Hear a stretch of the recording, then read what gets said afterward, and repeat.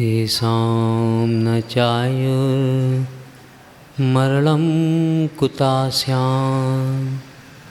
मृत्युरभावे किमुतत्वीति गतिर्मतिर्नास्ति यति समस्ते सिद्धान् मुदेहं मनसा नमामि सिद्धान् मुदेहं मनसा नमामि सिद्धान् मुदेहं मनसा नमामि। बोले पंच परमेश्वरी भगवान के। मूल नायक श्री चैतन्य चमत्कारी पार्श्वनाथ भगवान की, द्वादशांग जिनवाणी माता की, आचार्य कुंद कुंद महाराज की, चारित चकपति आचार्य श्री शांति सागर जी महाराज की, आदर्श गुरु आचार्य श्री विद्यासागर जी महाराज की, आचार्य श्री अभिनंदन जी विपुल सागर जी महाराज की, मम गुरुदेव मनोज्ञ गुरु वैज्ञानिक संत वृद्धों के मसीहा परम पूज्य आचार्य श्री निर्भय सागर जी महाराज की, 3 कम 9 करोड़ मुनिराजों की, मंच पर विराजमान सभी मुनिराजों की, गुना गौरव श्री सुदत्त सागर जी महाराज की, समस्त आचार्य संघ की। गुना का प्रत्येक श्रावक मेरे लिए राम है और राम मेरे रोम रोम में समाये हैं और रोम का कोई भरोसा नहीं है कोई भरोसा नहीं है।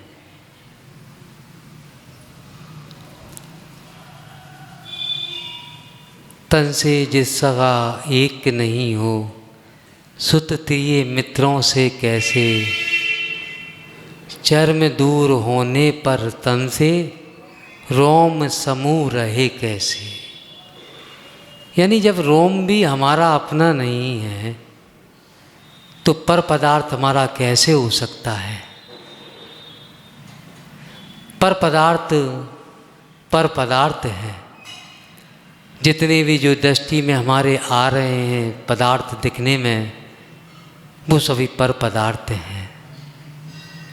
जो संयोग है उसका वियोग होना है और ये सब सामने आता है तो उस समय हम सभी कहते हैं बेचारा चला गया।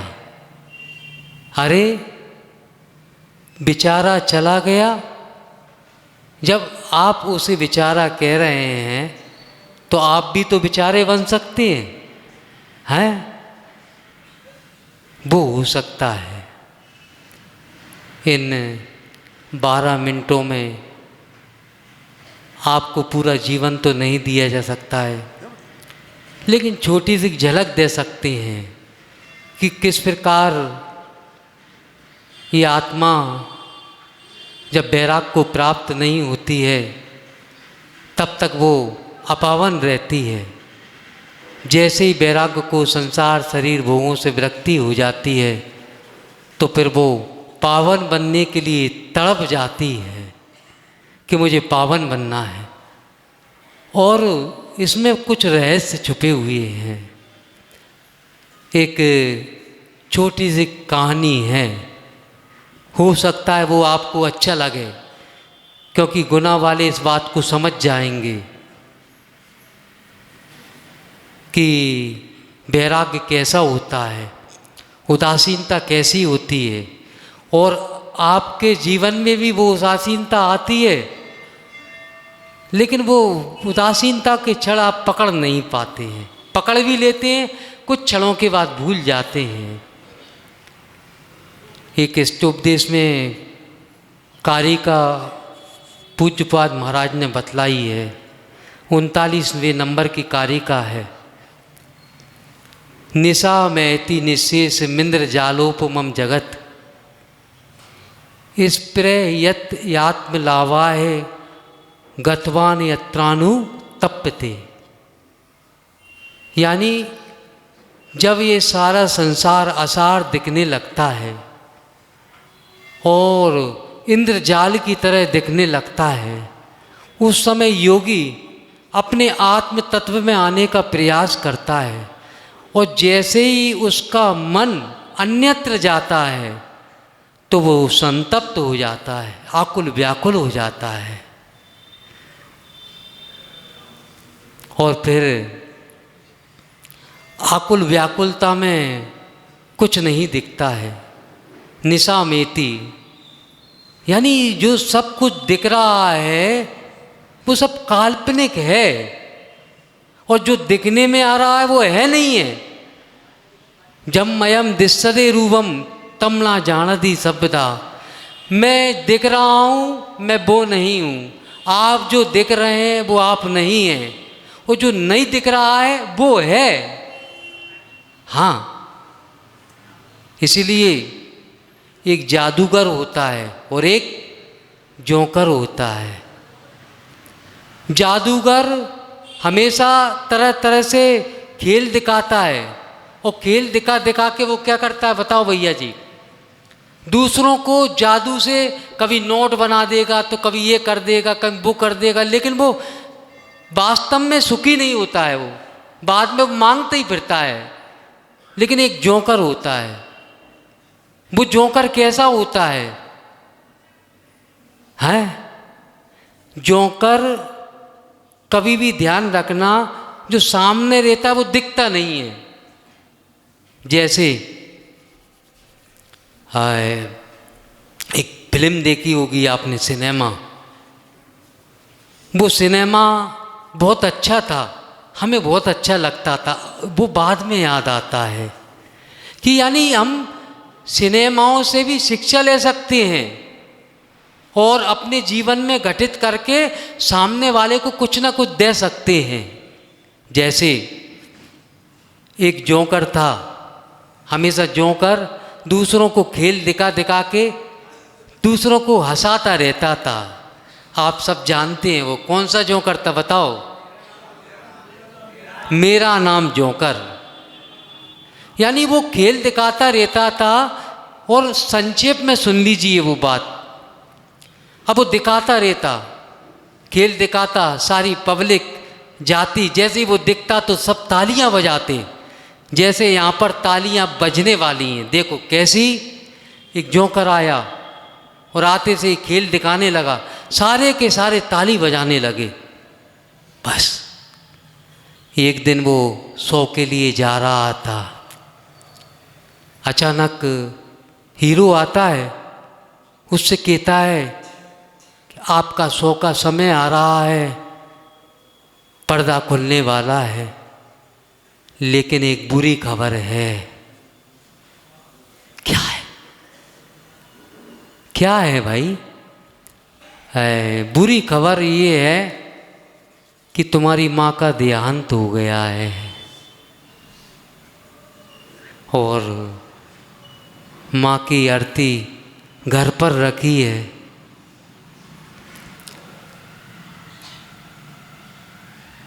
वो कहता है अरे मेरी माँ चली गई, ओहो, रोने लगा वो। तो वो हीरो कहता है कि आप रहने दो, आज कैंसिल कर दो शो कैंसिल करो, आप तो अपनी माँ का देहांत हो गया, उनके सबको जलाने जाओ। वो कहने रहे कि नहीं नहीं नहीं, मैं अपना शो बतलाऊंगा, यदि शो नहीं बतलाया तो वो सारी पब्लिक गड़बड़ कर देगी। वो गया अंदर, तैयार होकर आया, नाक पर चुग्गी लगा रखी थी, आँख पर चेहरे पर पूरा सफ़ेद पोत लिया, और ऊपर से टोपी पहन ली, और जैसे ही पर्दा खुलने वाला था, ऐसे ही पब्लिक बैठी थी सारी की सारी। जैसे ही वो आया, पर्दा खुला और पर्दा खुलने के बाद तालियां बजी जैसे आप सबकी बचेंगी। बजाओ ताली और जोर से, एक भी नहीं बचना चाहिए, दोस्त तो लगेगा हमें। और जोर से बजाओ। बस जैसे ही पर्दा खुला वो जोकर आया, आके वो उचकने लगा। अरे उचकने लगा, उचकते उचकते कह रहा था मेरी माँ चली गई, मेरी माँ चली गई। लेकिन वो सामने पब्लिक समझ नहीं पा रही थी और ताली बजाते चले जा रहे थे जैसे आप बजाते चले जा रहे हो। बस ऐसे ही जो आपको संत दिखने में आ रहे हैं इस भारतवर्ष में, वो भी ऐसे ही होते हैं।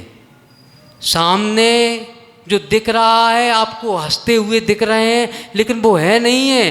अंतरंग से संसार शरीर भोगों से विरक्त हैं वो जानते हैं हमें। आज वो कालिका आज भी याद है, वो कालिका आज भी याद है जो हमें गुरुदेव ने 2018 में महाराष्ट्र में जब बिहार चल रहा था, हमने पूछा था गुरुजी से, एक प्रवचन के माध्यम से बतलाई थी उन्होंने। तो हमने पूछा कौन से ग्रंथ की है, और पहले नंबर की कारिका हमने वो ही याद की थी। गुरुजी ने कहा था कि सब सारे संसार के जीवों का परिवार दिग्देशेभ्या खगा एत सम बसंती नगे नगे स्वास्वाकारी वसाद्यांति देशे दिक्षु फिरगे फिरगे। यानी जगह जगह स्थानों से पक्षी आते हैं, रात्रि विश्राम करते हैं, विश्राम करके सुबह अपनी अपनी दिशाओं में चले जाते हैं। उसी प्रकार इस संसारी जीव का प्राणी जो जन्म ले रहे हैं, मरण कर रहे हैं, जन्म लेने के बाद चले जाते हैं अपनी अपनी दिशाओं में, लेकिन एक मोह के कारण वो प्राणी समझ नहीं पाता है और बाद में रोता है। कुछ भी नित्य नहीं है। जो आपको दिखने में आ रहा है, ध्यान रखना वो नित्य नहीं है। यदि आपने भीड़ को देख लिया, भीड़ को देखने के बाद प्रशंसा की, ओ, तो ध्यान रखना वो भी भीड़ जाने वाली है। सब कुछ बदल रहा है। सूरज चांद छिपे निकले ऋतु फिर कर आवे, प्यारी आयु ऐसी बीते पता नहीं पावे। पर्वत पतित नदी सरिता जल बह कर नहीं हटता, श्वास चलत यो घटे काट सो। देखो धीरे धीरे करके हमारा शरीर कितना मजबूत था, अब रोगी हो गए हैं हम। पहले चारों ओर हम देखते थे, सब कुछ दिखने में आता है, अब हमें इसकी आवश्यकता पड़ रही है। ये वैराग्य का क्षण है। जब आप डॉक्टर के पास जाते हैं, डॉक्टर कहता है कि आपका नंबर लगेगा, तब आप कह देते हो नंबर लगेगा। ओहो, मेरी आंखें कमजोर हो गई। और वो मैं नहीं हूं, वो आत्मा चतुर है, चतुर है। और ध्यान रखना, जब तक ये चक्षु इंद्रिया वरण का क्षयपशम चल रहा है, तभी तक ये देखना हो रहा है। जब आंखों की रोशनी जाने लगती है, चाहे आप डॉक्टर हार्डिया के पास चले जाओ, यदि आपके क्षयपशम चला गया है आंखों की रोशनी का, यदि आप 5 करोड़ का ड्रॉप भी दे देंगे तो वो रोशनी नहीं दे पाएगा आपको। मात्र वो आपको तसल्ली देगा, इसके अलावा कुछ नहीं देगा। इसलिए यदि अपनी आत्मा का कल्याण करना चाहते हैं, आज ही नियम लेकर जाओ। अपनी सच्चाई को न छिपाओ, जो सच्चाई उसको सामने रहने दो। बार बार खिजाव लगाकर यदि आप उसको छुपा रहे हैं तो ध्यान रखना वो असत्य है, सत्य कुछ और है। जब सत्य सामने आता है तो सारे रंग रोगन चले जाते हैं। हमें आज भी गुरुदेव ध्यान है, धबोली की एक मैं थी, वहाँ आई कि अब 3 मिनट बचे हैं, आई, आने के बाद हमने पहचाना नहीं, वो कहने लगी कौन? अरे हम वो हैं, धबोली वाले हैं हम। अच्छा, अरे पहले तो आप ख्याल लगाती थी इसलिए पहचान में नहीं आ रही हैं। हाँ, वो चले गए इस दुनिया से, वो चले गए, वो सत्य सामने आ गया था। और इसलिए ध्यान रखना, इस सत्य को छुपाने का प्रयास नहीं करो। जो शरीर प्रकृति है उसको सामने आने दो। उस दर्पण को देखने के बाद आपको विरक्ति होगी। यदि आप छुपाते रहे तो क्या होगा, बाद में कभी ना कभी वो समझ में आ जाएगा। इसलिए आज की शिक्षा यही है कि कभी भी ध्यान रखना, साधु संतों के जो चेहरे दिख रहे हैं हंसते हुए, बात करते हुए, वो लोग व्यवहार के लिए आपको कम से कम नहीं तो आप खुश रहें, इसलिए वो आपसे बात करते हैं। योगी तो चलते हुए भी नहीं चलता, खाते हुए भी नहीं खाता है। बस इतना है, अपनी आत्मा का कल्याण करो। और आचार्य गुरुदेव विद्यासागर महाराज जी ने अभी आशीष के रूप में भेजा था कि एकत्व भावना का चिंतन करते रहो। कभी वियोग हो अपने इस घर परिवार में, रोना धोना नहीं, रोने धोने के बजाय बार बार यही चिंतन करना, हे भगवान मेरे पास ऐसा समय अवसर आया है, ये दोबारा नहीं आएगा। मुझे संसार शरीर भोगों से विरक्ति के लिए मुझे इसका लाभ लेना होगा, लाभ लेना होगा इसका। कितनी चिताओं को जलाएंगे, कितना क्या करेंगे, लेकिन ध्यान रखना उस समय रोने धोने के बजाय बस ये बार बार दोहराते रहना, मैं एकाकी एकत्व लिए सब ही आते, तन धन को साथी समझाता, पर वे भी छोड़ चले जाते। मेरे न हुए ये, मैं इनसे अति भिन्न अखंड निराला हूँ, निज में पर से अन्नत लिए समरस पीने वाला हूँ। एक बार आत्मा का चिंतन करो। अरे 24 घंटे में 23 घंटे 50 मिनट आप परिवार को लिए दो, 10 मिनट भगवान के दरबार में आने के बाद एक बार चिंतन करो, मैंने अपने लिए क्या किया। मैंने परिवार के लिए, रिश्तेदारों के लिए सब कुछ किया, लेकिन मैंने अपने लिए क्या किया। इसलिए कभी भी कुछ ही प्रकार से गमी हो जाए, इष्ट का वियोग हो जाए, बस एक ही बात का चिंतन करना, इसको बार बार चिंतन करना। जो आचार्य विद्यासागर महाराज जी इसका चिंतन करते रहते थे। और अपना परिवार को पक्षी के समान समझो। दिग्देशेभ्यः खगा एते सम वसंती नगे नगे, श्वासकारी वसाद्यांति, देशे दिक्षु पिरगे पिरगे, देशे दिक्षु पिरगे पिरगे। 2 मिनट लेट हो गए गुरुजी, क्षमा चाहते हैं, लेकिन फिर भी आप लोग इस पर चिंतन करते रहें, जिससे कभी ऐसा इष्ट का वियोग हो तो आपको दुख नहीं होगा, थोड़ा कष्ट कम हो जाएगा। इस विषय पर जब भी समय आएगा इसके आगे की चर्चा और होगी। अभी तो 50% जीवन आपके सामने रख दिया है, शेष जीवन यदि पर्याय शेष रहेगी तो दोबारा इस बात पर चर्चा होगी। अभी तो हमें परिणाम बचाना है, पर्याय तो बचना नहीं है, पर्याय तो बचना नहीं है। इन्हीं मंगल भावनाओं के साथ बोलिए आचार्य श्री मम गुरुदेव निर्भय सागर जी महाराज की। शासन नायक श्री महावीर भगवान की, आचार्य गुरुवर श्री विद्यासागर जी महाराज जी की, आचार्य गुरुवर श्री अभिनंदन सागर जी महाराज जी की, आचार्य गुरुवर श्री विपुल सागर जी महाराज जी की, पूज्य वैज्ञानिक संत आचार्य श्री निर्भय सागर जी महाराज की, समस्त आचार्य संघ की। बात प्रारंभ करूं। आप लोग अपने आत्म कल्याण के लिए यहाँ आते हैं, लक्ष्य मात्र एक ही है। जैन धर्म सिर्फ आत्मा की नींव पर टिका हुआ है।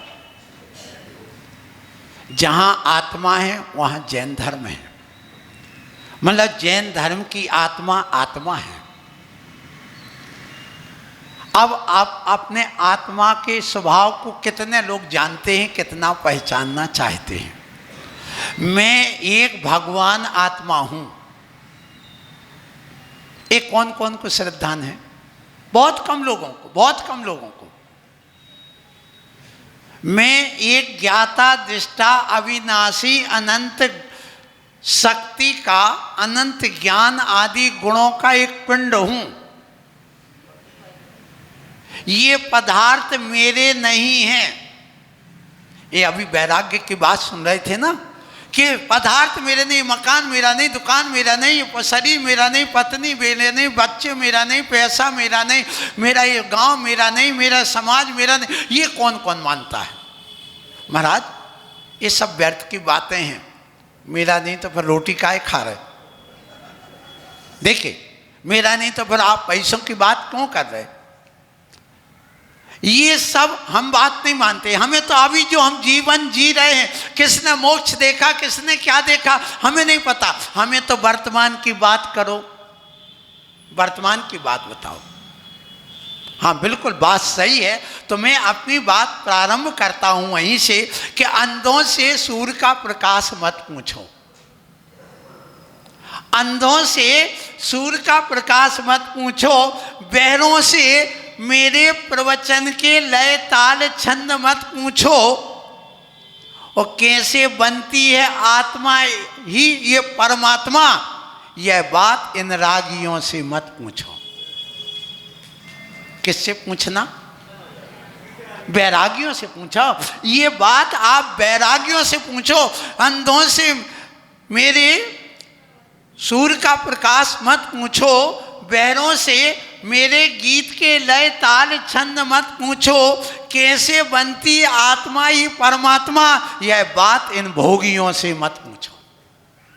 ये क्या बताएंगे? आत्मा को परमात्मा बनाना है और इस परमात्मा का ध्यान करने वाले आज भी हमारे आचार्य कुंद कुंद स्वामी स्पष्ट कहते, अजब त्रियण शुद्धा, आज भी तीन रत्नों से शुद्ध। तीन रत्न कौन से? सम्यक दर्शन, सम्यक ज्ञान और सम्यक धम्म झाणम हवे साउस। धर्म ध्यान करने वाले साधु आज भी हैं। तम अप्य साहा सिद्धि, वे अपनी आत्मा की सिद्धि में लगे रहते, स्वार्थ सिद्धि में नहीं, परमार्थ की सिद्धि में लगे रहे।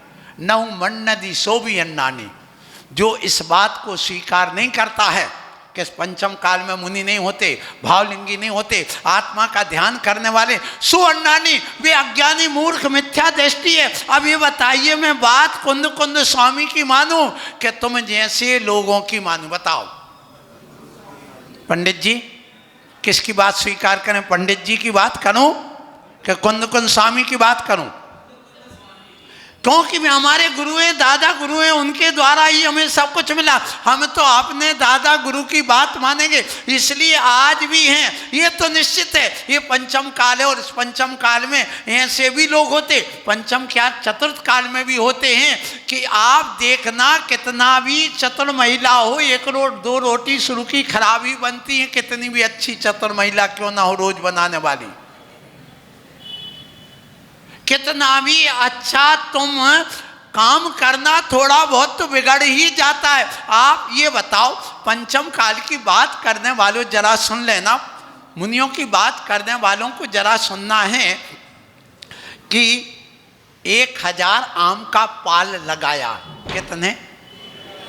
अब 1000 आम का पाल लगाने के बाद में 10-20 आम खट्टे रह जाते कि नहीं? बोलो, रह जाते ना। 10-20 आम दागी हो जाते कि नहीं? हो जाते ना। फिर 10 आम सड़ जाते कि नहीं? बोलो, सड़ते ना। अब बताइए, जब 1000 आम के पाल में 10-20 आम खट्टे रह जाते हैं, इसी प्रकार वर्तमान में 1000 साधु तुम्हारे यहाँ दिगंबर हैं, उनमें यदि 10-20 खट्टे रह गए, माने अज्ञानी रह गए, लोभी लालची रह गए, तो कोई आश्चर्य की बात नहीं है।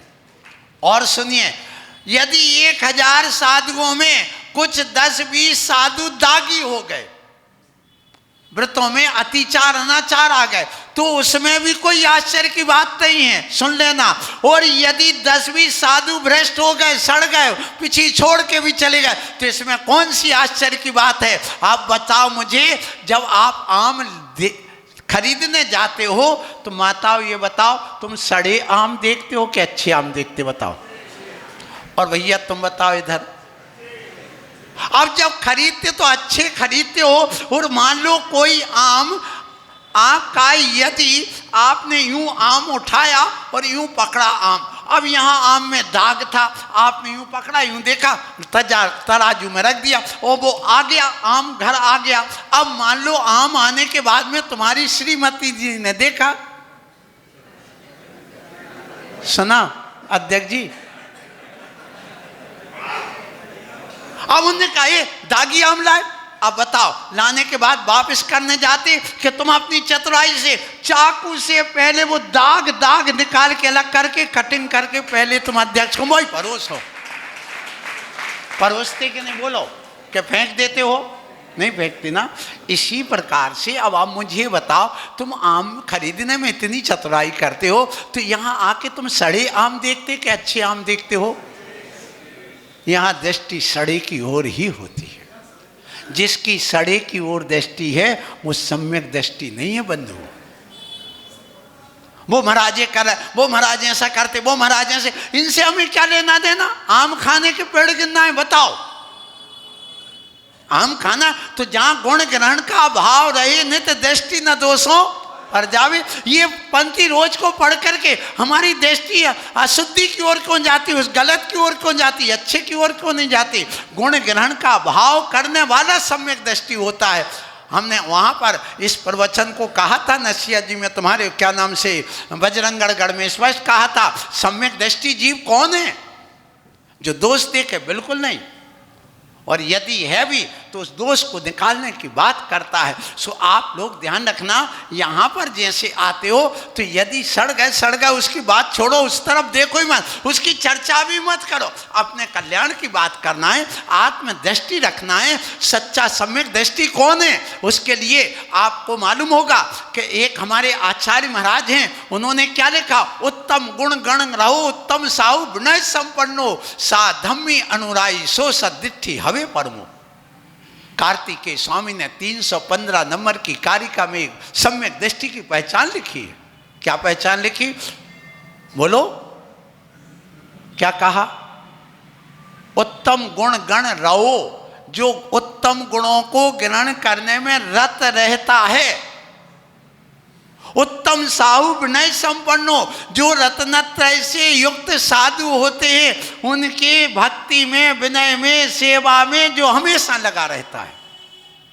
और साधर्मी अनुराई, साधर्मी के प्रति प्रेम रखता है। कैसा प्रेम रखता है बताओ?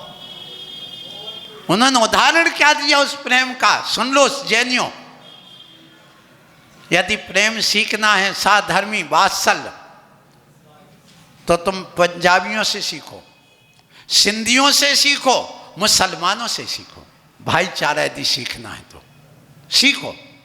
और पैसा कमाना है तो इन बनियों से सीखो।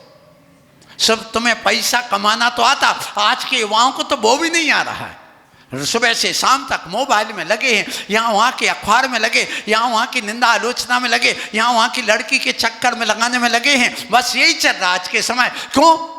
आवश्यकता आविष्कार की जननी होती। आज आवश्यक क्यों नहीं? आवश्यकता आपको ध्यान रखना, यदि बेटे 4 हैं और मकान 1 है तो 4 बेटे सोचेंगे कि हमें मकान बनाना है। अब पहले ही से बेटा 1 है, मकान 4 है, तो मकान काहे को बनाएगा? फिर इसके बाद में पैसा नहीं तो पैसा कमाएगा। अब पहले ही से 50 लाख की एफडी है और 2 करोड़ के प्लाट पड़े हैं, 4 करोड़ का मकान है, तो वो पैसा क्यों कमाएगा? वो तो अय्यासी करेगा।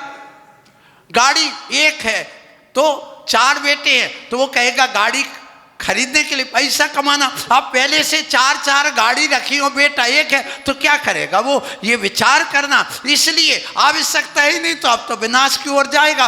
और कहते जहां पर अति ज्ञान हो जाए और अति धन हो जाए तो वो विनाश का कारण बनता है। ध्यान रखना। इसलिए ना अति ज्ञान होना चाहिए और ना अति धन होना चाहिए। उसका अभाव महसूस होना चाहिए हमेशा, क्योंकि अभाव रहेगा तो हम उसको सद्भाव बनाने की कोशिश करेंगे।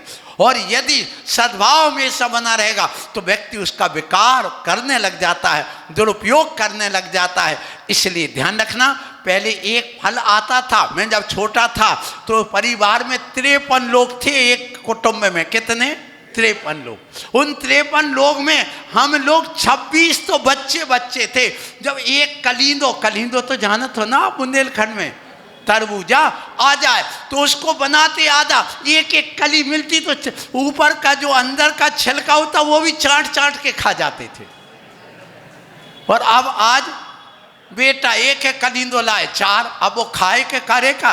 एक पूरा सेव फल मिलता नहीं था, एक कली मिलती थी। पपीता भी बना तो एक कली मिलती थी कि लो बेटा, वो लंबी लंबी फांके बनाते, उसमें से बीच में से आधी करके देते, अब खाओ। यहाँ पर अब वो एक आम पूरा दे दिया, पपीता दे दिया तो वो तो क्या होगा, वो तो और बिगड़ेगा। ये निश्चित बात है। एक माँ आई मेरे पास एक बेटा लेकर के, और बेटा होगा 2 साल का। महाराज ये कुछ खाता नहीं, और फूल के कद्दू जैसा रखा पूरा। महाराज ये खाता नहीं।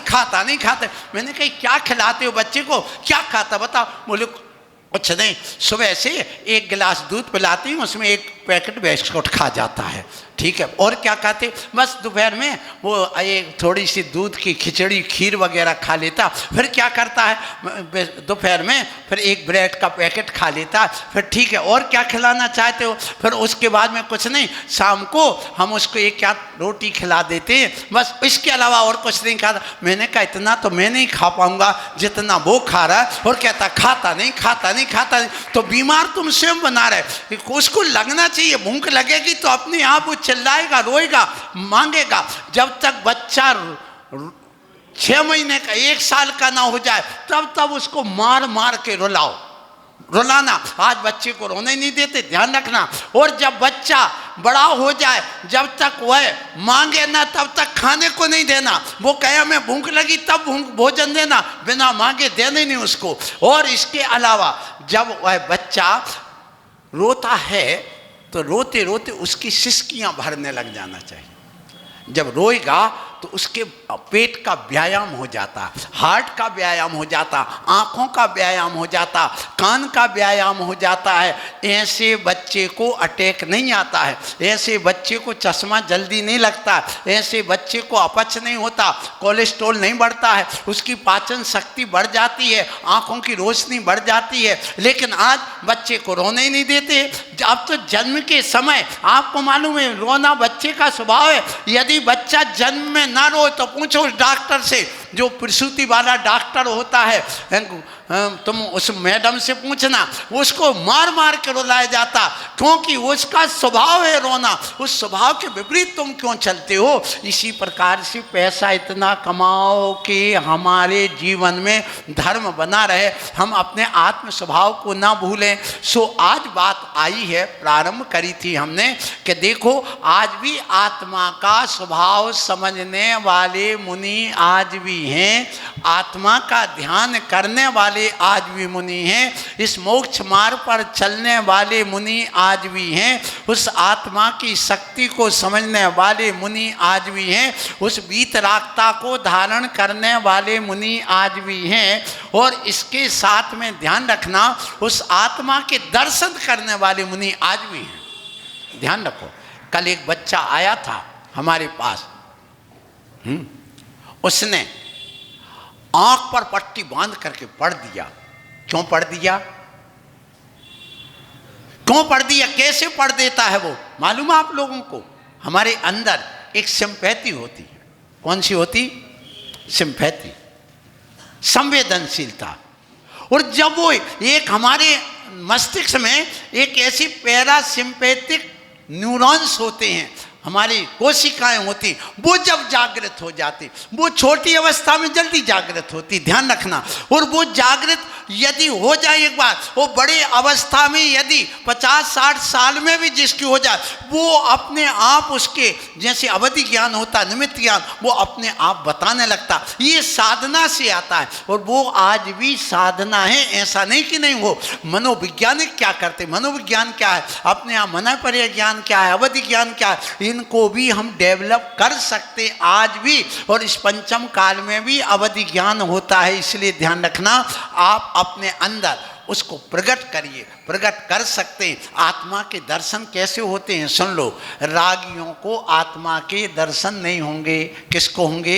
वीतरागी को। वो बाहर की दुनिया तो जान लेगा लेकिन अंदर की दुनिया नहीं जान पाएगा। जैसे ये कांच लगा है, ये कांच लगा ना, ये कांच कहिए, प्लास्टिक कहिए, इस प्लास्टिक कहीं पे मान लो आप देख रहे हैं, इस कांच को देख रहा है, इससे अंदर का झलक रहा क्या? नहीं। कहाँ का झलक रहा? बाहर का। अब तुम अपना रूप इसमें देख पा रहे क्या? आईने में, इसमें कांच में नहीं दिख रहा। अब इसी को आपने कांच लिया और पीछे से कलई पोत दी। कलई तो जानते ना, हिर मच्छी वगैरह, निकल पॉलिश कर दिया यूं कह लो। और करने के बाद में फिर आप देखोगे तो अपना मुंह दिखने लगेगा कि नहीं? वो क्या बन जाएगा? आईना बन जाएगा। तो देखिए वही कांच में हम बाहर का देख पा रहे, हम अपने आप को, स्वयं को नहीं देख पा रहे, अंदर का नहीं देख पा रहे। जब हम बस में यात्रा करते थे, अब तो बस का त्याग हो गया, उस समय आगे बैठते थे तो क्या होता? जो ड्राइवर होता वो बाजू में और एक ऊपर आईना लगा के रखता और एक कांच रहता। तो कांच से कहाँ देखता? बाहर का। और आईने से कहाँ का देखता? बस के अंदर में क्या घटित हो रहा है वो उस आईने में वहीं बैठे बैठे सब देख लेता, बस के अंदर का। बस इसी प्रकार से ध्यान रखना, आत्मा हमारी एक कांच की तरह है। जब हम उसमें वीतरागता की कलई पोत देते हैं तो अंदर आत्मा झलकने लग जाती है। बस उस वीतरागता की कलई को पोतना और कुछ नहीं। तुम दुनिया के पोता तो लगा रहे हो, दुनिया के लिए भी पोता लगा रहे, लेकिन अपनी आत्मा में वीतरागता की कलई पोत दो तो हमारी आत्मा झलकने लग जाएगी। आज भी ऐसी आत्मा को झलकाने वाले दिन में 3 बार 4 बार आज भी मुनि महाराज हैं जो अपनी सामायिक में बैठ करके उस आत्म तत्व को, उस आत्म तत्व को देख करके अपने आप को धन्य मानते हैं।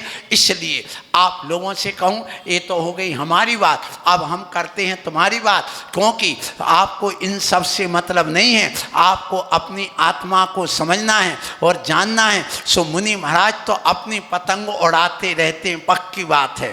पतंग तुम उड़ाते ना, अभी आ रहा है काय का कार्यक्रम, मकर संक्रांति, उसमें पतंग उड़ाते ना। पतंग में क्या होता है? पतंग में एक कुंची होती ना, और पतंग क्या है? आत्मा एक पतंग है और डोरी क्या लगाना उसमें? संयम की डोरी लगा दो और उसमें गुप्ती की पुंछी लगा दो और उसमें वैराग्य का मज्जा लगा दो, वीतरागता का मज्जा लगा दो कि हमारी कोई पतंग काट ना पाए। जिसका वीतरागता और वैराग्य का जितना अच्छा मज्जा होगा उसकी पतंग कोई काट नहीं पाएगा। और वह संयम की डोरी मजबूत लगा करके और उसको पुंछी को, गुप्ती की पुंछी मन वचन काय में गुप्त रहता है, उसकी कोई पतंग काट नहीं सकता।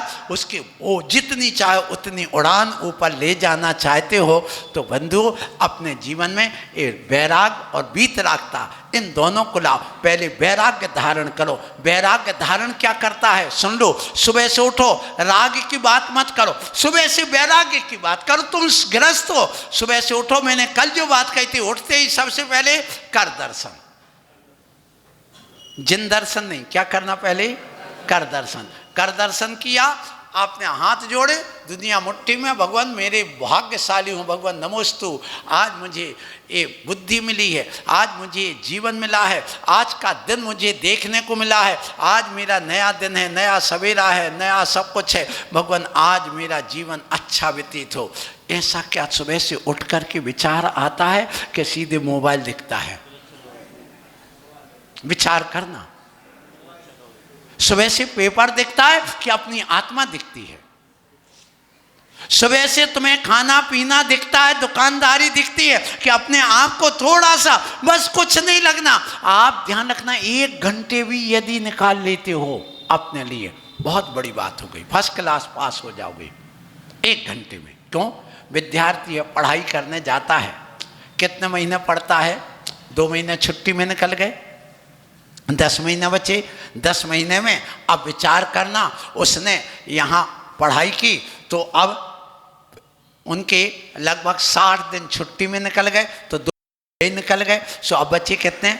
8 महीने में 1 महीना पढ़ाई स्कूल में जो प्रिपरेशन लीव होती ना, घर में तैयारी करने की, उसमें निकल गए, परीक्षा में निकल गए 1 महीना। सो बचे कितने महीने? 6 महीने। अब 6 महीने उसने यदि 6 महीने में उसने अपनी सेल्फ स्टडी 4 घंटे करी तो 6 महीने के दिन कितने हो गए? 180 दिन में 180 दिन में उसने 3 घंटे रोज को पढ़ाई करी। कितने घंटे? Self study. स्कूल की बात नहीं कर रहा, आजकल तो सरकारी स्कूल में पढ़ाई होती, प्राइवेट स्कूल में पढ़ाई नहीं होती, वहाँ ट्यूशन चलती, ट्यूशन लाओ ट्यूशन, बस वहाँ तो ये होता है। सो विचार करना, अब उसने 180 दिन में 3 घंटे की पढ़ाई का एवरेज निकाला तो साल भर में कितने घंटे पढ़ाई की उसने? 540 घंटे। और एक साल में दिन कितने होते? 365 दिन होते। तो एक दिन में लगभग 1.5 घंटे का एवरेज निकला। अब 1.5 घंटे उसने पढ़ाई कर ली तो फर्स्ट क्लास पास होता है। इसलिए हे जैनियों, यदि तुम 1 घंटे प्रवचन सुन लो, आधे घंटे तुम पूजा कर लो, तुम भी फर्स्ट क्लास पास हो जाओगे। बस इतना ही तो करना। और करना क्या है? इसलिए कहा गया कि गुरु बिन ज्ञान भेद बिन चोरी। गुरु के बिना ज्ञान नहीं होता और भेदी के बिना चोरी नहीं होती। इसलिए सुबह से उठो और कम से कम इतना तो याद रख लो, मैं कौन हूँ, को हम की दुर्गुणा क्वत्या किम प्राप्या किम निमित्त का इत्युहम प्रत्यहम नौचेवे धन्य स्थाने मतिर्भवित। ये नीति हमारे आचार्य ने लिखा, को हम, मैं कौन हूँ, कि दुर्गुणा, मेरे अंदर क्या गुण है और क्या अवगुण है। कभी हिसाब लगाते शाम को तो कितना उधार लेना, कितना नगद आया, कितनी उधारी आ गई, कितना माल अभी बाकी है, कल आज मंगलवार है, छुट्टी के दिन जाना है माल खरीदने के लिए, कौन सा माल लाना है, कौन सा विज्ञान, ये पूरा हिसाब लगाते। लेकिन सुबह शाम क्या तुम अपने आप का हिसाब लगाते? तुम घर में भी मुनि हो उस समय, जिस समय तुम आत्मा के गुणों का हिसाब किताब करते हो तो उस समय मुनि हो। और जब तुम दुकानदारी का हिसाब लगाते हो तो मुनीम हो। तो तुम्हें क्या बनना है सुबह से उठ करके? बस अपना हिसाब लगाओ, को हम, मैं कौन हूँ, कि दुर्गुणा, मेरे अंदर क्या गुण आए हैं, क्या अवगुण आए हैं, मैंने किसको कल गाली दी है, रात में मुझे कौन सा स्वप्न आया, मैंने कितना लोभ किया, क्या खाने पीने में गड़बड़ी की है, मैंने क्या खाया। भगवान वो सब मिथ्या हो। हे भगवान पापिष्टेन्द्रात्मना, हे भगवान मैं पापी हूँ, अधर्मात्मा हूँ। भगवान मेरे अंदर धर्म आए, मैंने जिसको कुछ कहा हो वो क्षमा करें, मैं सबको क्षमा करता हूँ। मैंने यदि अपनी पत्नी को दुखाया हो, बच्चों को दिखाया हो, किसी को दुखाया हो, भगवान वो सब मेरे पाप मिथ्या हो। इतना करने में कहा जा रहा हो, तुम आप बताओ 1 मिनट 2 मिनट तुम इतना पश्चाताप नहीं कर सकते अपने अंदर से? देखो, अपनी गलती को जानने वाला मिथ्या दृष्टि नहीं सम्यक दृष्टि होता है, और दूसरों की गलती देखने वाला मिथ्या दृष्टि होता है। अपने आप की ओर दृष्टि लाओ, यही आत्म दृष्टि कहलाती है, यही परमात्म दृष्टि कहलाती है। सुबह से उठ करके बस 1 मिनट प्रतिक्रमण कर लो, फिर एक कायुसर कर लो, तुम्हारे पाप धुल गए, पाप धुल गए। यही तो हम करते, प्रतिक्रमण करते सुबह से उठ के कि नहीं? दिन में 3 बार प्रतिक्रमण होता हम लोगों का, ये ध्यान रखना। और आप भी सुबह से इतना ध्यान रखो, को हम की दुर्गुणा किम प्राप्या, मैं क्या प्राप्त करने के लिए आया हूं? मकान बनाने, दुकान खोलने, बोलो, राजनीति करने, टांग खींचने, एक दूसरे की निंदा आलोचना करने? किसके लिए मैं जन्मा हूं? क्या इसी के लिए मैंने जन्म लिया? नहीं, बिल्कुल भी नहीं। ऐसा मन में विचार तो आ जाए थोड़े क्षणिक, जैसे बिजली कूद जाती ना, कूद जाती आकाश में, बिजली आई और एक धड़ाम से तुम्हारे मंदिर के शिखर पर या कोई के घर पर गिरा, सब धराशायी। इसी प्रकार अनंत काल से जो कर्म बांधे हैं, एक बार भी अंदर से वो आत्म दृष्टि आ जाए, नहीं मैं एक चैतन्य पिंड हूँ, मेरा पर से कोई नाता नहीं, पर मेरा द्रव्य नहीं हो सकता, और जितना भी मैंने अभी तक किया है, भाव किया, ये मेरा है ही नहीं। पश्चाताप करता है, और पश्चाताप करते करते अंदर से फिर वो कहता नहीं, अब मैं ऐसा आगे मेरे द्वारा ना हो, अभी संकल्प नहीं हो, भगवान मेरे अंदर ऐसी शक्ति आए कि मेरे द्वारा ऐसा पाप ना हो। इतनी बात छोटी सी है बिल्कुल, लेकिन ये बहुत चोटी की है, उस बात को भी तो समझना होता है। इसलिए सुबह से उठ करके आप इतनी यात्रा करते हैं अपने आप को समझने के लिए। फिर इसके बाद अपने यहाँ आकर के नहा धो करके आप कहाँ आते हैं? मंदिर आते हैं। और मंदिर आकर के अपनी शक्ति का प्रदर्शन करते नहीं, आत्म दर्शन करते हैं। मंदिर में शक्ति का प्रदर्शन ज़्यादा होता है, जबकि मंदिर में शक्ति का प्रदर्शन नहीं।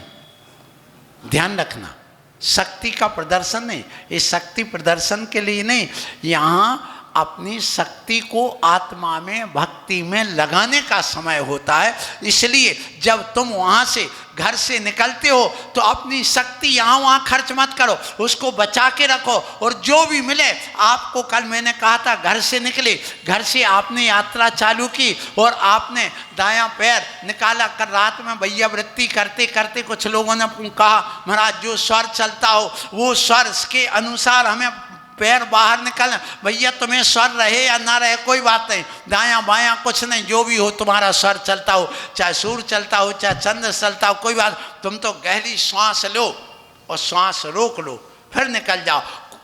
दायां पैर बाहर निकाल करके तुम्हारी सफलता ही सफलता होगी।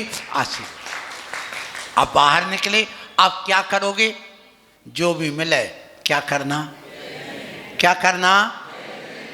जय जिनेंद्र। मतलब हमने उस व्यक्ति को भगवान माना है, क्योंकि प्रत्येक आत्मा क्या है? भगवान आत्मा है। सामने वाले से क्या कहा? हे रमेश चंद। अब रमेश चंद दिख रहे हैं कि जय जिनेंद्र दिख रहा? बोलो अध्यक्ष जी क्या दिख रहा है? जय जिनेंद्र करते ही हमने किसको किया? भगवान को। जिनेंद्र भगवान को याद किया। और जिनेंद्र भगवान की आत्मा, तुम्हारी आत्मा सभ्य शुद्धाऊ शुद्ध नया, निश्चय नय से सारी आत्मा शुद्ध है, निश्चय नय से। तो आपने क्या देखा? उसके शरीर को देखा कि जिनेंद्र की आत्मा को देखा? बोलो बस यही तो दृष्टि बदलना है। नजरें बदलती तो नज़ारे बदल जाते हैं, किश्ती बदलती हैं तो किनारे बदल। बस है क्या? नजरों ही का खेल तो है, विचारों का है। आपसे मुस्कुरा करके आपने कह दिया भैया जय जिनेंद्र, भैया जय जिनेंद्र। और आपको मैं एक बात और बता दूं, जब आप लोग अभिवादन करते हो, नमस्कार करते हो, तो कितने प्रकार से नमस्कार करते? बोलो एक अंग नमस्कार। कितना? एक अंग। नमस्ते सर, नमस्ते नमस्ते सर। कितने अंग? एक अंग। दो अंग नमस्कार, भैया जय जिनेंद्र, ऐसे हाथ जोड़ करके। ये दो अंग, एक हाथ से यूं करना, ऐसे करना राम राम सीताराम भैया जय जिनेंद्र। कितने हाथ से? एक हाथ से। विधर्मी को एक अंग नमस्कार किया जाता है। क्या कह रहा हूं? कितने अंग? एक अंग। फिर साधर्मी को जय जिनेंद्र, कितने अंग? दो अंग। फिर गुणवान जो है वृत्ति त्यागी वृत्ति, उनको तीन अंग, माने हाथ भी जोड़ लिया और सिर भी झुका लिया, भैया वंदना, भैया वंदना, भैया दीदी वंदना। कितने अंग? तीन। फिर इसके बाद में चार अंग नमस्कार। कैसे किया जाता? दोनों पैर मोड़ लिए, घुटने टेक लिए और हाथ जोड़िए। वंदनामी माता जी, इच्छामी महाराज। कितने अंग? चार। फिर उसके बाद जब पंच परमेष्टि के रूप में आपके यहाँ आचार्य उपाध्याय साधु हों भगवान की, तो पंचांग नमस्कार। दोनों पैर मोड़े, दोनों हाथ जोड़े, सिर जमीन पर झुकाया। अभी सिर जमीन पर नहीं झुकाया था। जब तक सिर जमीन पर नहीं झुका तब तक तुम्हारे पंचांग नमस्कार नहीं हुआ, चार अंग नमस्कार हुआ। आपने यूं लिया ऐसे बैठ करके और कहा वंदनामी माता जी, इच्छामी महाराज। ये कितने अंग हो गए? चार अंग। और जब तुमने यूं करके पूरी जमीन पर बिल्कुल ऐसे टेक दिया तो कितने अंग हो गए? पांच अंग। तो पंच परमेष्टि को कितने अंग नमस्कार किया जाता? पांच अंग। कितने हो गए नमस्कार? एक अंग नमस्कार, दो अंग नमस्कार, तीन अंग नमस्कार, 4 अंग नमस्कार, पैर भी मोड़ लिए, हाथ भी जोड़ लिए और बंदामी आदि कर लिया। फिर पंचांग में नीचे, फिर साष्टांग नमस्कार। साष्टांग नमस्कार कौन करता है? सिर्फ पुरुष, महिला साष्टांग नमस्कार नहीं करती। हमारे जैन दर्शन में निषेध है तुम्हें वीरचर्या करने का और साष्टांग नमस्कार करने का। नारी को निषेध है कि तुम लेट करके पूरा हाथ फैला करके ऐसा नमस्कार नहीं करना, सिर्फ तुम्हें पंचांग नमस्कार करना होगा। ये अपने आप में बहुत बड़ी चीज है। इसलिए आप लोगों से यही कहना चाहता हूं, आप अपने जीवन में इतना जरूर करो, सुबह से अपनी यात्रा करें, जय जिनेंद्र बोलिए, अपना मौन खोलिए। बस ये क्यों कहा गया? ये जय जिनेंद्र करोगी तुम्हारी पहचान होगी। तुमने अपने जिनेंद्र भगवान को याद कर लिया यहीं के यहीं और नमस्कार कर लिया। अब बात आती है, अब बात आई काय की आप यहाँ मंदिर आए और मंदिर आकर के भक्त बन करके आए हैं। यहाँ पर आपने मंदिर में आते ही यहाँ पर सबसे पहले क्या कहा? ओम जय जय जय। कितने बार? क्यों किया? ओम जय जय जय 3 बार करने का उद्देश्य क्या है? भगवान आप त्रिलोकीनाथ हैं, आपकी अधोलोक में भी जय जय होती है, मध्य लोक में भी होती और ऊर्ध्वलोक में भी होती। हम कहीं भी रहें, हमारे द्वारा आपकी ही जय जयकार होती रही। इसलिए ओम जय जय जय कितने बार? 3 लोक में हम कहीं भी रहें, मेरे मुख से जय जय निकले। फिर नमोस्तु नमोस्तु नमोस्तु कितने बार?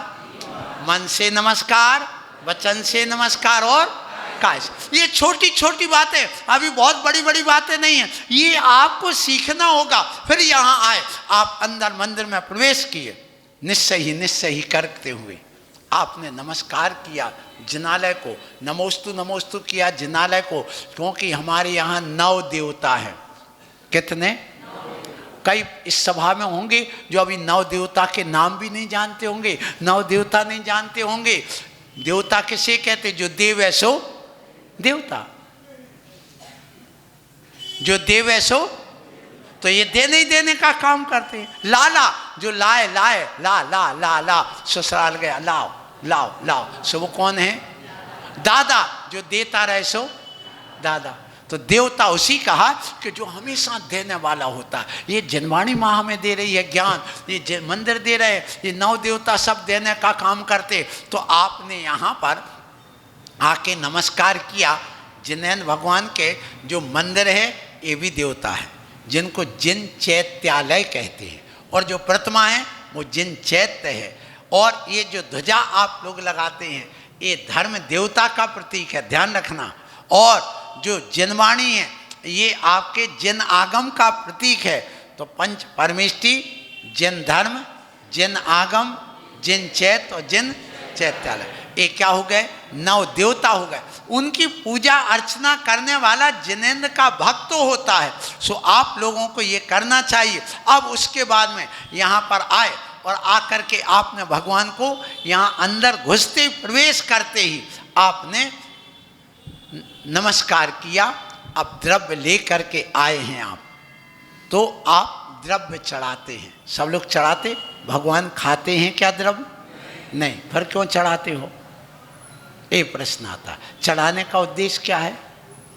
क्या वजह है कि आपने द्रव्य को चढ़ाया?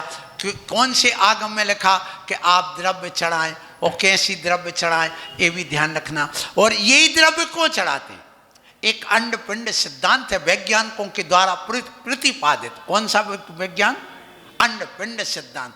उन्होंने स्पष्ट लिखा कि जो भगवान जिस रूप में होते हैं उन भगवान को उसी के रूप में द्रव्य चढ़ाने का विधान है, प्रतीक के रूप में। जैसे आप देखना गणेश जी को क्या चढ़ाते हैं?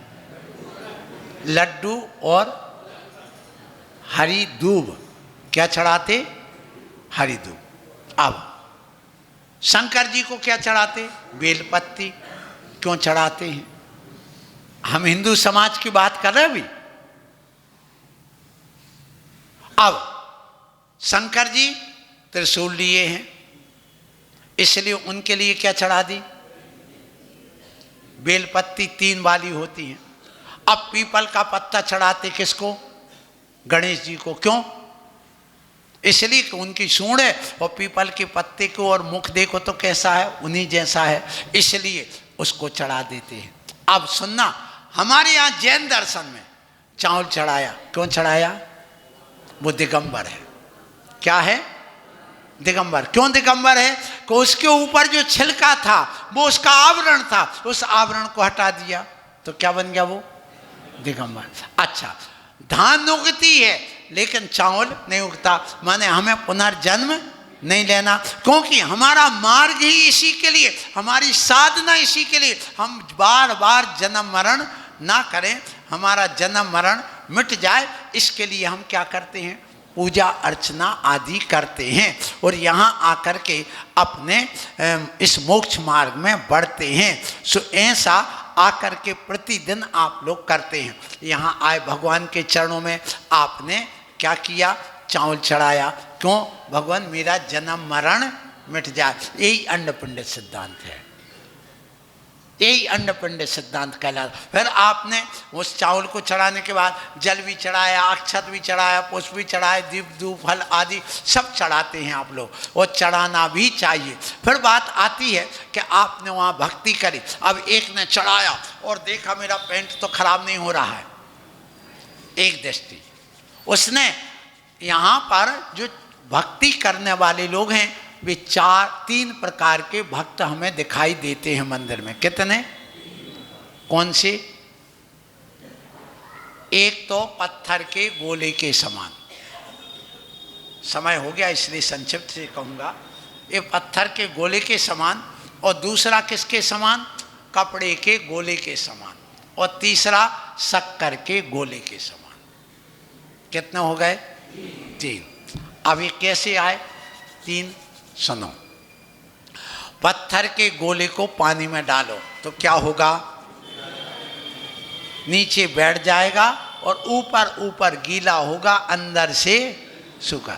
ऐसे भक्त हैं इस मंदिर में आने वाले जो ऊपर ऊपर से तो भक्ति करते, अंदर से सूखे रह जाते। अंदर से सूखे, गीले नहीं हुए, अंदर से पूरे सूखे। और ऐसे भक्त जो आ रहे हैं यहाँ, वो उनकी मात्रा ज्यादा है। बस हाथ जोड़े, सिर झुकाया, चावल चढ़ाए, आगे बढ़े। क्यों चढ़ाए? कैसे चढ़ाए? कायुसर किया कि नहीं? अंदर भावना आई कुछ के नहीं? हम अपने जैसे बने, भगवान आपके आंखों की, आप उनकी ओर देखते हो भगवान को, तो भगवान के दर्शन कितनी देर तक करना चाहिए? एक कभी मन में आया? नहीं आया। तो दूसरे प्रकार के जो भक्त हैं वो कैसे हैं? कपड़े के गोले के समान। जब तक कपड़ा का गोला पानी में डला है तब तक कैसा है? और पानी ने से निकाला तो, हवा लगी तो, धूप लगी तो, बस इसी प्रकार से दूसरे प्रकार के भक्त वो हैं जो कपड़े के गोले के समान होते हैं। वे अंदर से गीले हो जाते। भगवान मैंने बहुत पाप किया है, मैं बहुत संसार में फंसा रहा, मैंने विषय भोग भोगे हूँ, भगवान मिथ्या हो, भगवान मैंने किसी को कुछ कहा हो, मिथ्या हो, भगवान आप जैसा बन जाऊँ, बस मेरी और कोई जो इच्छा नहीं है, भगवान मैं कब मुनि बन जाऊँ, ऐसी भावना आएगी। और जैसे मंदिर से बाहर गए, इस प्रवचन सभा से बाहर गए, तो वहाँ जा कर के जैसे दुकान की हवा लगी, नोटों की हवा लगी, सो सूख गए, और पत्नी के सूर का ताप आया सो भी सूख गए, सो बाहर जाकर फिर भूल गए, सब उसमें लिप्त हो गए। फिर सुबह से फिर आ गए, भगवान मैंने बहुत पाप किया, अपराध किया, जो भी किया वो क्षमा करो। फिर अंदर से गीले और बाहर से गीले। तो ये दूसरे प्रकार के भक्त हैं। पत्थर के गोले के समान जो अपनी क्रीज देख रहे हैं, यहाँ वहाँ देख रहे हैं, अंदर कोई पश्चाताप नहीं हो रहा, वे मिथ्या दृष्टि भक्त हैं। और जो कपड़े के गोले के समान हैं वे सम्यक दृष्टि भक्त हैं। और तीसरे शक्कर के गोले को पानी में डालो तो क्या होगा? बोलो, घुल जाएगा, अपना अस्तित्व खो देगा। कोई बात नहीं, खो जाने दो, नाम एड्रेस ड्रेस सब चला गया उसका। और एक बार पानी में गया तो यदि पानी खट्टा है तो शिकंजी बन जाएगी, मीठा कर देगा, और यदि वह खारा है तो भी अच्छा कर देगा, और जहाँ भी जाएगा उसको मीठा करता चला जाएगा। इसी प्रकार तीसरे प्रकार के भक्त वो हैं जो एक बार भगवान के चरणों में गए, गुरु के चरणों में गए और उन्होंने अपना जीवन उनके चरणों में समर्पित कर दिया। वो कहलाते बैरागी वीतरागी और बन जाते हैं। वो हैं सुदत्त सागर जैसे कि एक बार गए।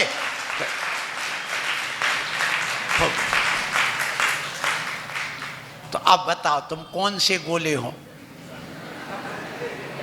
पथरा के गोले हो, शक्कर के गोले हो कि कपड़े के गोले हो? जितनी जे बैठी ना ये तो कपड़े के गोले हैं। दिन भर पाप करें, फिर सुबह आ जाए, शाम को आ जाए, प्रतिक्रमण कर लें, फिर जाकर पर उसी पाप में लग जाते हैं। अच्छा है, कोई बात नहीं, पश्चाताप तो किया है, अंदर से एक बार गीला हो गया, कोई बात नहीं, बस उसका काम हो गया, दिन भर के पाप धुल गए। तो अपन अंदर से गीले हों, कपड़े के गोले तो कम से कम बन जाए, इतना तो हमारे अंदर आ जाए। शक्कर के गोले नहीं बन पा रहे, कोई बात नहीं, इसलिए यहाँ आकर के आप अच्छे ढंग से भगवान कह रहे हैं कि आप मुझे नमस्कार करो। समय अपना हो गया होगा, घड़ी नहीं दिख रही यहाँ, एक घड़ी यहाँ कोई व्यवस्था कर देना तो बहुत अच्छा। इस लाइट की वजह से कुछ नहीं दिखता हमें वहाँ, आप स्वयं समझिए। यदि सामने से लाइट हो और आप देखोगे तो आँखों के सामने काला और चौंधिया जाएगा। तो उसकी बात भी कर दूं कि भौतिकवादी पदार्थ हमें रहे हैं अपनी आँखों पर कि हम अपने स्वभाव को भूल रहे हैं। भौतिकवादी प्रभाव इतना आज के युग में है, इसलिए आप लोग मंदिर आकर के कपड़े के गोले बन जाओ, अंदर से गूले हो जाओ, फिर भगवान के सामने वह द्रव्य चढ़ा दो। और द्रव्य चढ़ाने के बाद में आप 3 परिक्रमा लगा लो, वहाँ जनवाणी माँ बैठी हैं उनको नमस्कार कर लो। फिर इसके बाद में गुरु बैठे हों उनके पास नमस्कार कर लो। मैं कई बार देखता हूँ कई लोग वहीं कोई निकल जाते, भगवान के दर्शन करे और निकल गए, महाराज के प्रवचन नहीं सुनेंगे, अब तुम्हारा कल्याण हो कैसे? भगवान तुमसे बोलते नहीं कुछ भी, वे बोल भी नहीं सकते, वो जनवाणी तुम पढ़ते नहीं। आप बच्चे गुरु महाराज उनकी तुम वाणी सुनेंगे, नमस्कार करोगे नहीं तो तुम्हारा कल्याण कैसे होगा? क्योंकि गुरु का महत्व इस पंचम काल में उस प्रभु की मूर्ति से और जनवाणी से भी ज्यादा है। इसलिए कहा गुरु ब्रह्मा गुरु विष्णु गुरु देवो महेश्वरा, और गुरु साक्षात परम ब्रह्म तस्मै श्री गुरुवे नमः। इसलिए उनके पास जाओ। और अंत में एक बात कह के मैं वाणी को विराम दूंगा, इतनी बात तो याद रह जाए तुम्हें। एक ड्राइवर था और वो अपना ट्रक लेकर के सुबह सुबह अंधेरे में 5 बजे निकल गया और जाकर के उसने जो माल होता है वो जाकर के गोदाम से उठाया, ट्रक में लदवाया। शाम को 5 बज गए। वो माल ऐसा था, सड़ने वाला माल था, केला वगैरह जो पके हुए होते हैं वो जल्दी सड़ते, ऐसा साग सब्जी वाला माल था। और वापस आकर के और जब घाटी मिलती वहाँ पर लगभग 20 किलोमीटर की चिल्पी घाटी जैसी एक घाटी थी, हाँ, और वहाँ जाकर के जैसे अमरकंटक जाओ तो घाटियाँ मिलती हैं, शिखर जी वगैरह जाओ तो घाटियाँ मिलती हैं, ऐसी घाटी में गया तो उसको एक बोर्ड मिला, साइन बोर्ड मिला। उस साइन बोर्ड पर लिखा था आगे रास्ता बंद है। वो कहता वाह, सुबह तो मैं 5 बजे आया था, अभी 5 बजे हैं, 12 घंटे में कुछ हुआ ही नहीं, काय का वो रास्ता बंद। उसने नकार दिया, आगे बढ़ा, 4 किलोमीटर और चल गया, वहाँ लिखा आगे पुलिया क्षतिग्रस्त है, रास्ता बंद है। फिर भी नहीं सुना, आगे बढ़ गया। अब जब 2 किलोमीटर और आगे बढ़ा तो एक बोर्ड फिर मिल गया कि आगे रास्ता पूर्णता बंद है।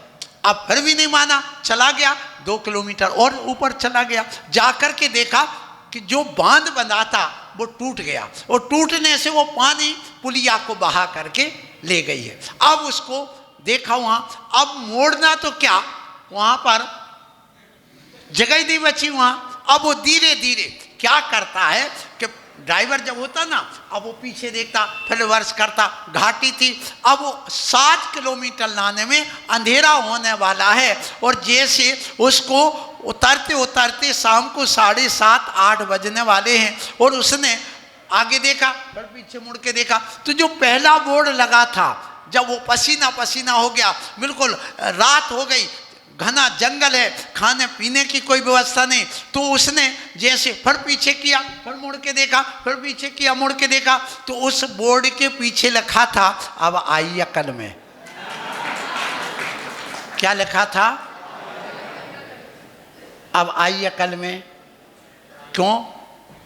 हमने पहला बोर्ड लगाया था भैया कि रास्ता बंद है, तुमने नकार दिया, ठुकरा करके चले गए। दूसरा बोर्ड मिला, फिर भी ठुकरा दिया, तीसरा बोर्ड मिला, फिर भी ठुकरा दिया। बस इसी प्रकार से मैं आज कहना चाहता हूं, यहां तुम सुबह से आते, ये 3 बोर्ड हैं, तुम अंदर मंदिर में घुसे, सबसे पहले बोर्ड मिला जिनेंद्र भगवान हाथ पर हाथ रखे बैठे कि बंधुओं सोच लो, राग द्वेष मोह कम करो, हमारे जैसे हाथ पर हाथ रख करके बैठ करके थोड़ा ध्यान कर लो, तुम्हारा कल्याण हो जाएगा। तुमने नकार दिया। फिर जिनवाणी माँ मिली, तुमने उसको भी नकार दिया, उसका उस बोर्ड को भी नहीं सुना देखा। फिर इसके बाद गुरु मिल गए, इसको भी नकार दिया। तो गुरु क्या कहते हैं? अब आई अकल में। जब नरकों में जाओगे और डंडे पड़ेंगे तब कहेंगे वो अब आई अकल में। त्रियंच बनोगे तब कहेंगे अब आई अकल में, जब कोड़े पड़ेंगे। इसलिए बंधुओं अभी सोच लो, अभी समझ लो, जितना समय मिला है उसका सदुपयोग कर लो और यहाँ आकर के अपने इस मोक्ष मार्ग पर बढ़ने की कोशिश करो। नहीं बढ़ सकते कुछ नहीं। आप ये मत सोचना कि 1 घंटे हम यहाँ बैठे हमारा समय बर्बाद होगा, बिल्कुल भी नहीं हुआ। ध्यान रखो, तुम्हें कुछ समझ में आए ना आए, पर ये तुम्हारे लिए हमेशा काम आएगा। क्यों? यदि कोई जीव मर भी गया और नरक भी चला गया, चलो चला गया नरक, जाने दो, तो वहाँ जाने के बाद जो सम्यक दर्शन होता है उसमें एक देशना लब्धि होती है। कौन सी? देशना लब्धि। वो देशना लब्धि कौन सी काम करती है? जो हमने अभी प्रवचन सुने हैं, ये प्रवचन हमारे दिमाग में भरे हैं, और यदि नरक में चले गए और वहाँ जाति स्मरण हो जाता है, वहाँ अवधि ज्ञान होता है, तो यहाँ के जो प्रवचन अभी समझ में नहीं आए थे वहाँ सब समझ में आ जाएंगे। और ये देशना वहाँ तुम्हारे सम्यक दर्शन की प्राप्ति में देशना लब्धि का काम कर जाएगा। और जो तुम यहाँ काम नहीं कर पाए वो नरकों में भी जाकर के वहाँ सम्यक दर्शन में कारण बन जाएगा। इसलिए ये मत सोचना कि 1 घंटा हमारा बर्बाद हो गया, नहीं, कभी मत सोचना। आओ प्रवचन सुनो। आज मुझे बात दूसरी करना थी लेकिन हम कल करेंगे, अभी तो क्या समय बहुत है, इसलिए यहीं पर मैं वाणी को विराम देता हूँ। मोक्ष मार्ग की बात करना थी, ये मोक्ष मार्ग की बात चल ही रही है। आप प्रतिदिन आए, भगवान के दर्शन करें। अब वो द्रव्य में क्यों चढ़ाते हो, कैसे चढ़ाते हो, अब विषय आपका विशेष आने वाला है। इसलिए सुबह से उठ करके पहले मोक्ष मार्गी बनो, भगवान को नमस्कार करो, जनवाणी को नमस्कार करो, एक अर्घ चढ़ाओ देवशास्त्र गुरु का, एक अर्घ पंच परमिष्टि का चढ़ाओ, एक अर्घ आप आकृत्यम आदि चैत्यालयों को चढ़ा करके और फिर सभा में बैठ करके 1 घंटे का पूरा लाभ लो। बोलो महावीर भगवान।